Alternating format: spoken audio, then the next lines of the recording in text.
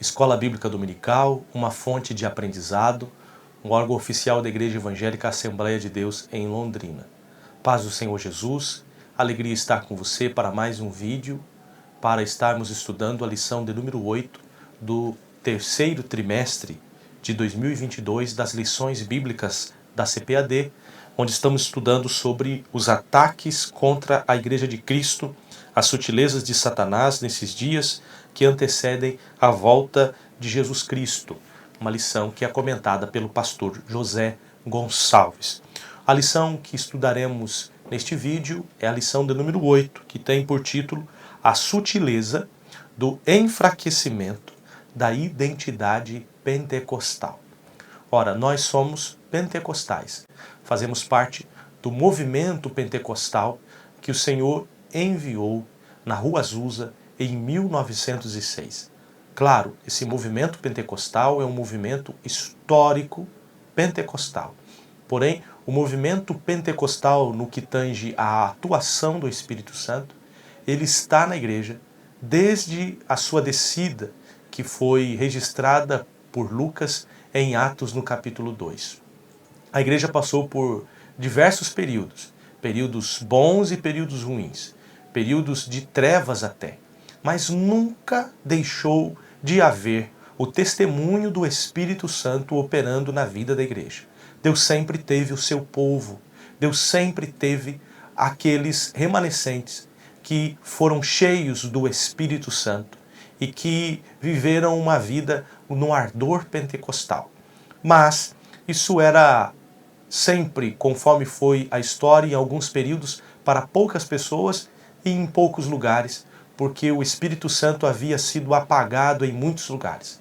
Porém, desde a busca do Espírito Santo até um certo tempo, esse movimento foi de forma mais intensa, historicamente dizendo, em 1906, na Rua Azusa, em Los Angeles, nos Estados Unidos, por meio de um homem, o pastor William Seymour. Esta mensagem pentecostal chegou em Chicago, em igrejas batistas ali, e estava ali um jovem chamado Gunnar Wingren, um sueco que morava nos Estados Unidos e era pastor batista. Ele tinha um amigo, um conhecido chamado Daniel Berg, que não era pastor, trabalhava numa companhia de aço naquele lugar, companhia de borracha, perdão, naquele lugar. Mas ele também foi cheio do Espírito Santo. E eles receberam de Deus a revelação para vir num lugar chamado Pará. E, buscando conhecer, descobriram que era um estado do norte do Brasil. E, em 1910, aportaram na cidade de Belém. Mas, no dia 18 de junho de 1911, na cidade de Belém do Pará, num sábado à noite, iniciou-se então uma igreja brasileira fundada por esses dois homens missionários, Daniel Berg e Gunnar Wingren, com uma mensagem pentecostal.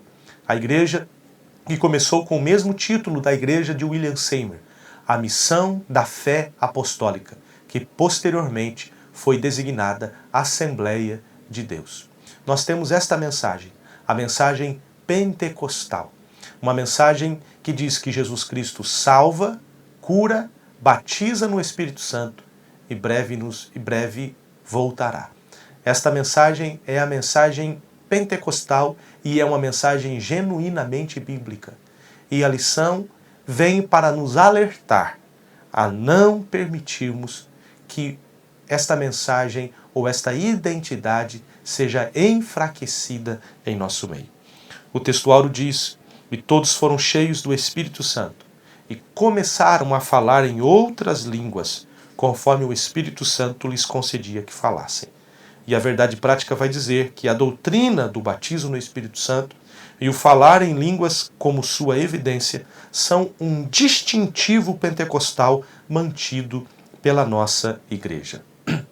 Os textos da leitura bíblica em classe, muito importante para a leitura, é esse texto de Atos, capítulo 2, versículo 1 até o versículo 4, e 1 Coríntios, no capítulo 12, versículo 7 até o versículo 11. O primeiro texto, em Atos, vai falar a respeito da descida do Espírito Santo e os 120 que foram cheios do Espírito Santo os 120, cheios do Espírito Santo, que sabe-se que eles foram cheios pela evidência de que começaram a falar em outras línguas. Não foi essa evidência registrada somente em Atos 2, mas também em Atos 10, em Atos 8, em Atos 19, outros textos que mostram que a descida do Espírito Santo e homens cheios do Espírito Santo, batizados no Espírito Santo, tiveram como evidência desse batismo o falar em outras línguas. E o capítulo 12 de 1 Coríntios, em especial os versículos 7 a 11, que nós temos aqui na nossa lição como leitura bíblica em classe, é uma leitura, esse texto que fala a respeito dos dons de manifestação do Espírito Santo. São dons espirituais. É a manifestação do Espírito Santo no seio da igreja, que são ferramentas de Deus dada pelo Espírito Santo para que a igreja possa fazer a sua obra. A intenção desta lição é mostrarmos o Pentecoste bíblico, é também mostrar qual é o distintivo pentecostal da nossa igreja e como nós devemos manter a chama pentecostal acesa. E este propósito é lutar contra a negação da atualidade dos dons espirituais e também lutar contra a negação da doutrina do falar em outras línguas como evidência física do batismo no Espírito Santo. Mas logo mais falaremos a respeito disso. O Pentecoste, ou a mensagem pentecostal, ou a doutrina pentecostal, ela é genuinamente bíblica. Nós, claro, em uma lição não é suficiente para nós destrincharmos a respeito deste assunto, mas na própria lição há muitas referências bíblicas que é bom que todos possamos ler para compreendermos a respeito dela. O Espírito no Antigo Testamento, ele era enviado para certos momentos e para pessoas distintas. O Espírito Santo sempre operou. A Bíblia fala no capítulo 2 que a terra era sem forma e vazia, mas o Espírito de Deus pairava sobre a face das águas. O Senhor, o Espírito Santo já estava operando ali. Mas, na antiga aliança, o Espírito de Deus atuava sobre algumas pessoas que eram escolhidas para obras especiais. Alguns tinham a unção sobre eles por muito tempo, outros por pouco tempo, outros em toda a sua vida. Mas nenhum deles tinha um Espírito dentro, mas tinha um Espírito sobre, que eram os sacerdotes, os reis e profetas.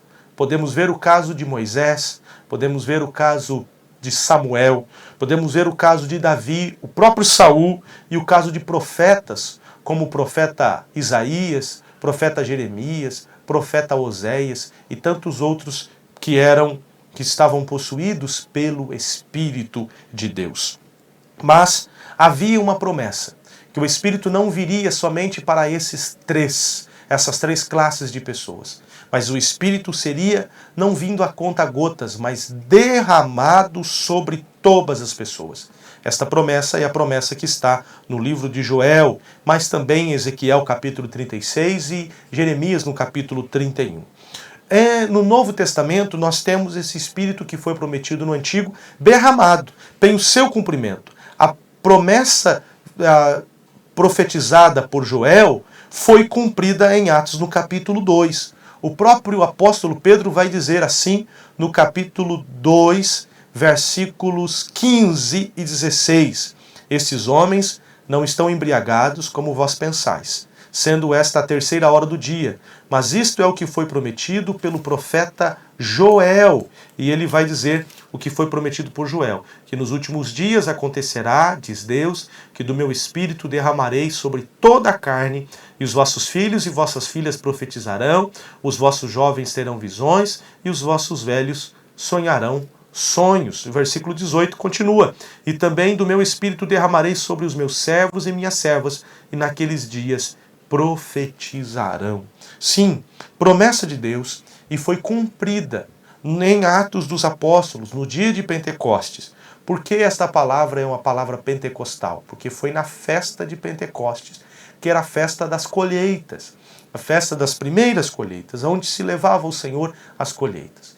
E por meio, o apóstolo Pedro, cheio do Espírito Santo, fez a primeira colheita, que na sua pregação, a sua primeira pregação, 3.000 almas, ou quase 3.000 almas, foram salvas por Cristo Jesus, vieram a Cristo e foram batizadas nas águas. Ora, esse derramar do Espírito Santo foi sobre toda a carne, sem distinção de sexo, de raça ou de idade. Homens e mulheres, servos ou senhores, jovens ou velhos, todos foram cheios do Espírito Santo. Isso mostra que todo aquele que invocar o Senhor será salvo. E todo crente pode e deve buscar o batismo no Espírito Santo para que ele seja cheio do Espírito Santo. Deus derramou o Espírito sobre todo o povo. Ali nos 120 havia os apóstolos, havia também mulheres, havia jovens pequenas, havia, quem sabe, até crianças, havia velhos também. Mas a Bíblia fala, e todos foram cheios do Espírito Santo. Ele não disse, os apóstolos foram cheios. Ele disse, todos foram cheios do Espírito Santo. Então, esta é a doutrina bíblica, a doutrina pentecostal, e não há, de forma alguma, possibilidade de dizer que ela é antibíblica ou extrabíblica, mas ela é genuinamente bíblica. Mas aí vem qual é o grande problema que queremos tratar nesta lição? O que traz o esfriamento ou enfraquecimento desta identidade pentecostal? Duas coisas que o segundo tópico vai tratar conosco. O primeiro é a respeito da atualidade dos dons espirituais. A segunda é a respeito das línguas estranhas, ou as línguas como evidência do batismo no Espírito Santo. Está bem. Em primeiro lugar, falando a respeito da atualidade dos dons espirituais, nós podemos ver que a própria lição vai trazer que Agostinho de Hipona foi quem introduziu na igreja, mesmo ele sendo um que faz parte dos patrícios da igreja, dos pais da igreja, porém mesmo assim, este homem trouxe muita coisa boa, mas ele trouxe também este erro de forma pequena, mas que trouxe esse erro doutrinário de que os dons haviam cessado, trazendo então a heresia do cessacionismo pregado por muitos. Isso entrou em muitos lugares. Ele pregava que esses dons espirituais, os dons espirituais era restrito para os apóstolos ou para o início da igreja. Isso moldou o pensamento católico. E quando vem a reforma protestante, isso não foi em especial para Lutero, isso não foi motivo de uma teologia a respeito disso. Mas muitos movimentos da reforma, em especial o movimento calvinista, mais puro ou mais fatalista, entrou com a mesma ideia de Agostinho, a ideia deste erro doutrinário que é o cessacionismo, que os dons não estão mais vigentes na igreja odierna, que isso ficou para a primeira geração da igreja, ou que nós chamamos da igreja primitiva. Ora, meus irmãos, o Espírito Santo foi derramado à igreja com um propósito. A igreja tem um propósito de ser cheia do Espírito Santo para glorificar a Deus e fazer o nome do Senhor Jesus ser conhecido, pregar o reino de Deus, para que vidas venham ao reino de Deus, venham ao reino de Deus, que não está instaurado neste mundo politicamente, de forma alguma, mas como diz o próprio Cristo, o reino de Deus está dentro de vós. A igreja é a noiva do Cordeiro e é aquela que profeticamente revela nela o governo de Cristo futuro nesta terra, e ela só pode fazer isso cheia do Espírito Santo. Essa igreja só vence no poder do Espírito Santo.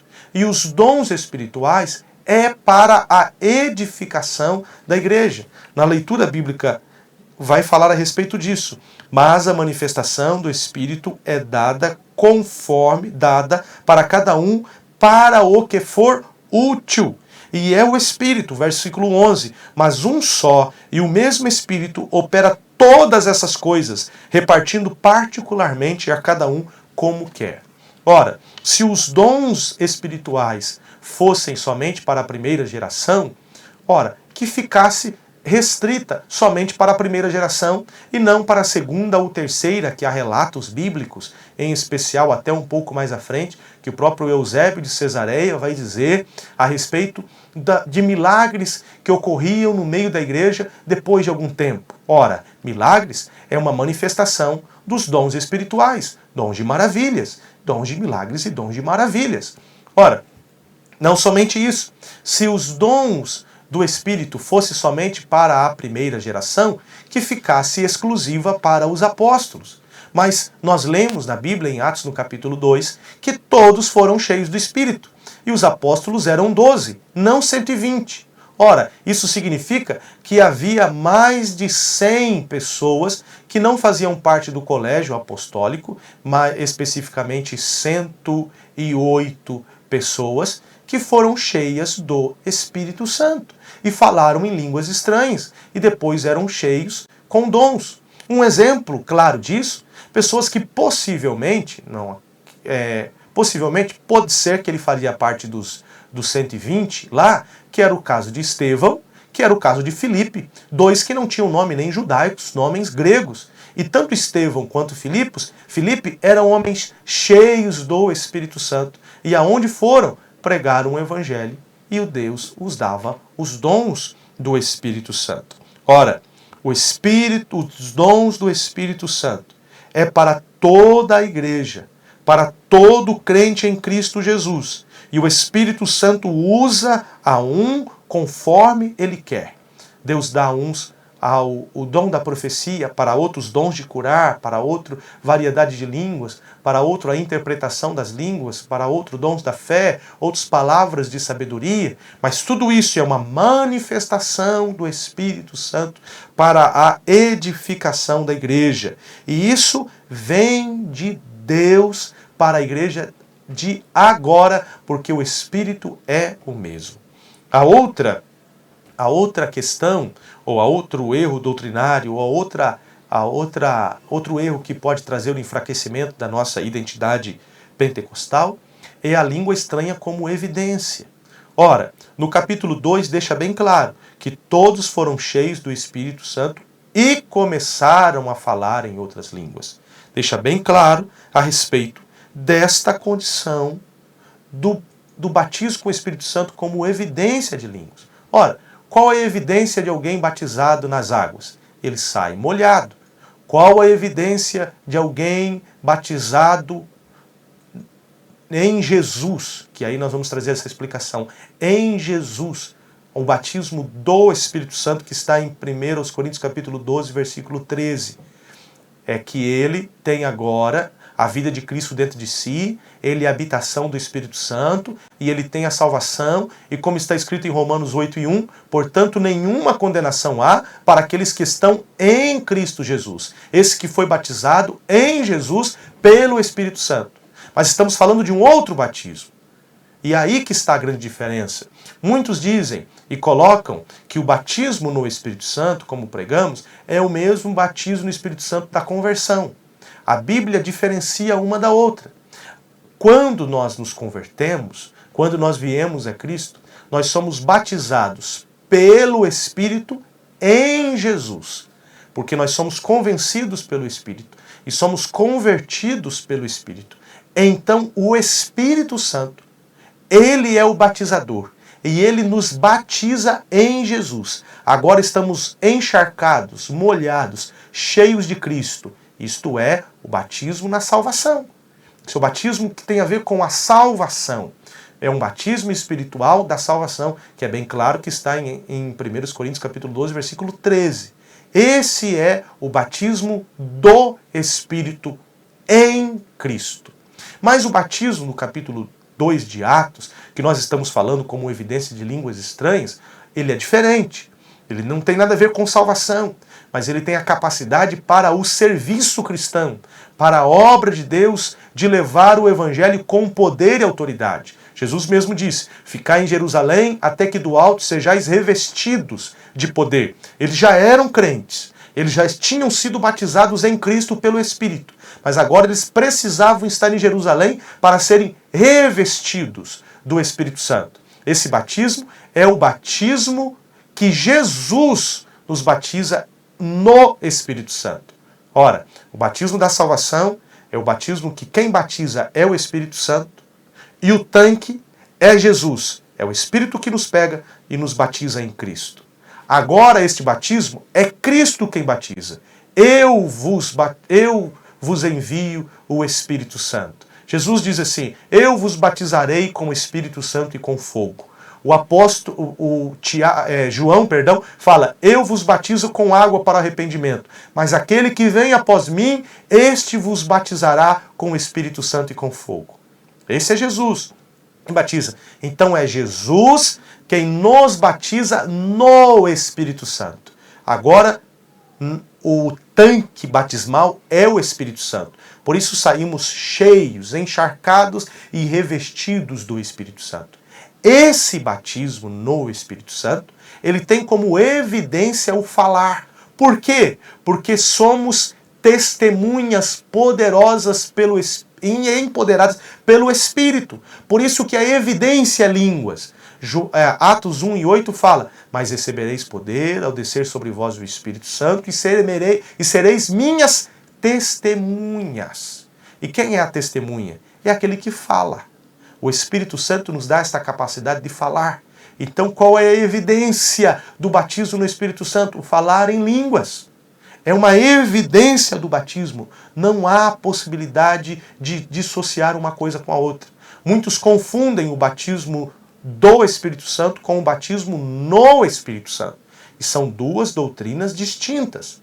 Assim como há a vinda de Cristo de duas formas distintas, há dois batismos que são distintos um do outro. E esse batismo no Espírito Santo, que é por meio de Cristo, ele tem por evidência a língua, a evidência da língua. Ora, não confunda esta língua como variedade de língua. É uma outra coisa. E aqueles que são batizados no Espírito Santo e têm por evidência a língua, que ele busque o dom de língua, que é a capacidade depois de estar orando em línguas, estar cantando a Deus em línguas, que também é diferente da variedade de línguas que tem a ver com alguém que tem uma mensagem como uma profecia, mas ele não tem a interpretação. Por isso o apóstolo Paulo fala que aquele que fala em línguas, como variedade, deve buscar também a interpretação. Então são coisas diferentes. Por não compreenderem a doutrina bíblica, eles erram. Como diz a Bíblia, errai por não conhecerdes a Escritura, nem o poder de Deus. Que possamos então ser firmes no ensino pentecostal. O que nós precisamos hoje é de mais ensino pentecostal, mais esclarecimento pentecostal. Ora, a nossa igreja tem muita gente nova chegando, tem uma nova geração, e nós muitas vezes já ouvimos essas mensagens lá atrás e não a trouxemos de volta para esses que não ouviram. Que possamos trazer de volta esta mensagem, pregar esta mensagem, explicar a respeito dos dons, qual é a importância dele para os dias de hoje, explicar e estimular a igreja para buscar o batismo no Espírito Santo como evidência de línguas estranhas. Eu termino como está o terceiro tópico, que vai falar sobre como manter esta chama acesa. Primeiro, por meio da palavra de Deus.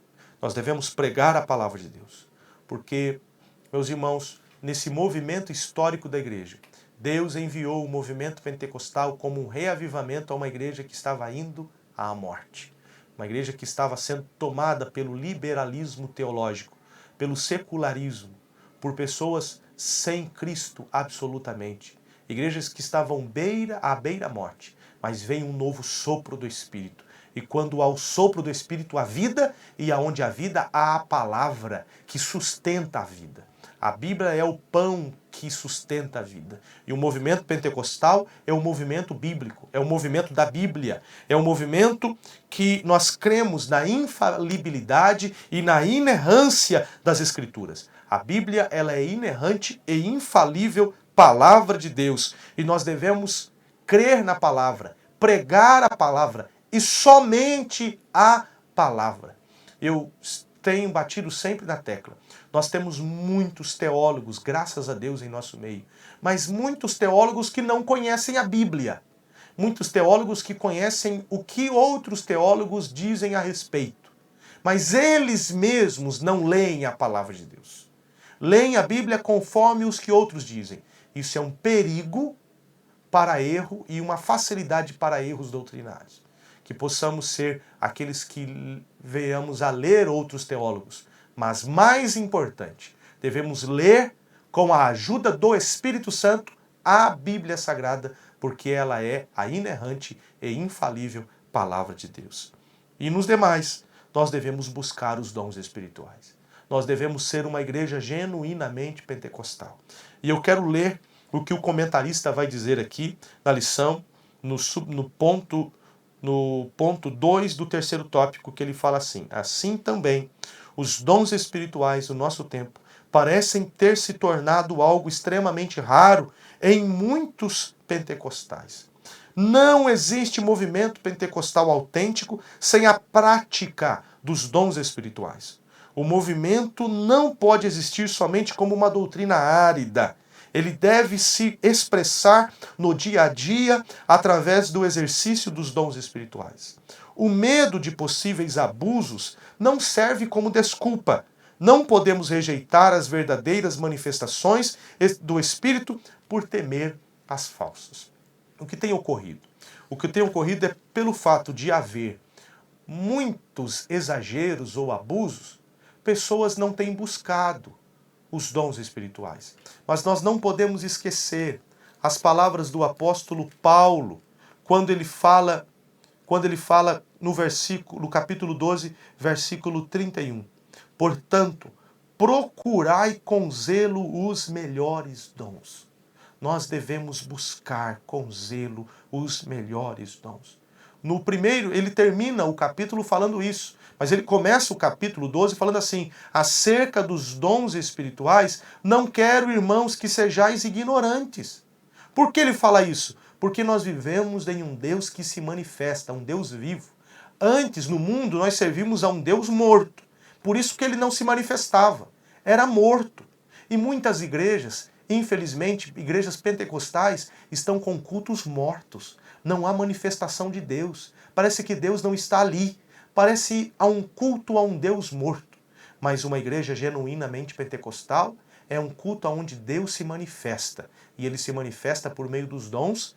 Por isso nós devemos buscar os dons espirituais, para que não sejamos uma igreja histórica somente, que vive de passado, mas que tenhamos um passado bom, que nós temos, um passado fiel, um passado de homens de Deus, mas que trouxemos e carregamos esse legado de uma igreja genuinamente pentecostal, onde há a manifestação dos dons do Espírito Santo. Deus os abençoe e que você seja fortalecido e seja um alguém verdadeiramente pentecostal com esta identidade. Deus o abençoe. Fiquem todos na paz do Senhor Jesus.